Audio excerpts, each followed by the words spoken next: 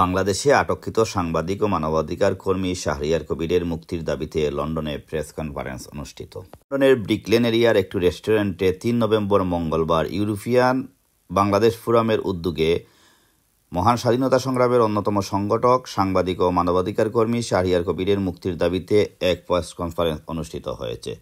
Press কনফারেন্সে লিখিত বক্তব্য রাখেন অ্যামনেস্টি ইন্টারন্যাশনালের সাবেক সিনিয়র গবেষক ও বর্তমানে স্কুল অফ ল এসেক্স বিশ্ববিদ্যালয়ের প্রভাষক আব্বাস ফয়েজ, সেকুলার বাংলাদেশ মুভমেন্ট ক্যাম্পেইনের পুষ্পিতা গুপ্তা, মুক্তিযোদ্ধা এম এ হাদি, রেডবিট কাউন্সিলের সাবেক মেয়র রায় আহমেদ ও বাংলাদেশ সুপ্রিম কোর্টের আইনজীবী ব্যারিস্টার তানিয়া আমির। কনফারেন্সে ইউকে বাংলা রিপোর্টার ইউনিটির শীর্ষ নেতৃবৃন্দরা ছাড়াও লন্ডনে কর্মরত বিভিন্ন প্রিন্ট ও ইলেকট্রনিক মিডিয়ার সাংবাদিকবৃন্দরা উপস্থিত ছিলেন।